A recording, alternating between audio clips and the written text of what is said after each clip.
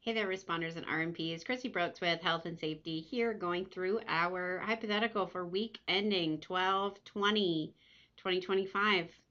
It's almost here, isn't it? We're getting there. So we are going to grab our decision trees.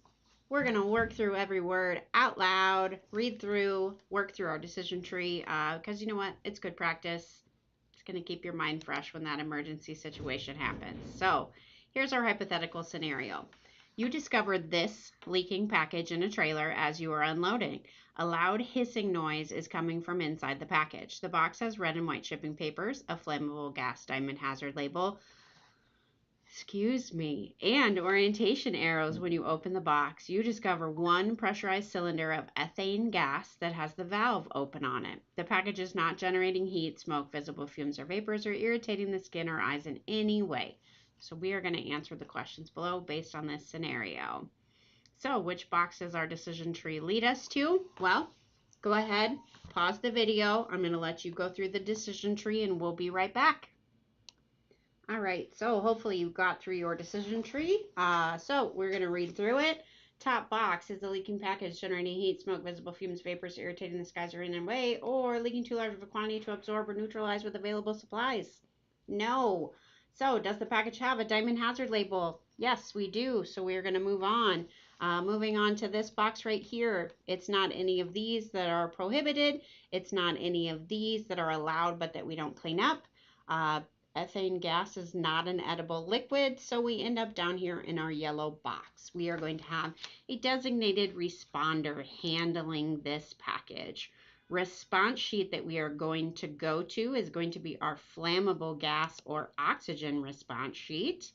And let's go ahead and find that in our decision trees. So we are on page 9. So page 9's got our diamond hazard label up here. All right, we are going to wear goggles, boots, apron, and gloves. Noticeable skin irritation due to fumes or vapors. Do not attempt to clean up. Notify environmental coordinator. Outside responder must be called in. Keep all sources of ignition away.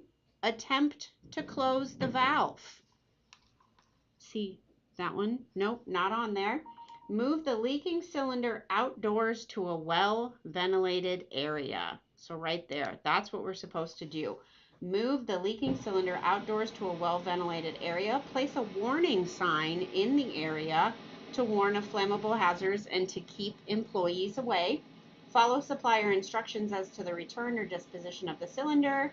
And then number 5 isn't correct. We're not supposed to contact the supplier.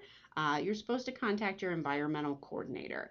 So we need to be filling out the cylinder questionnaire, which we're going to get to when we get to our waste disposal flow chart. So moving on, ETT access, again, yes, yes, hopefully you're getting yeses. I know that I need to access that waste disposal flow chart for every leaker that I dispose of. So as we are going through our waste disposal flow chart, spilled or leaking liquid or powder, yes.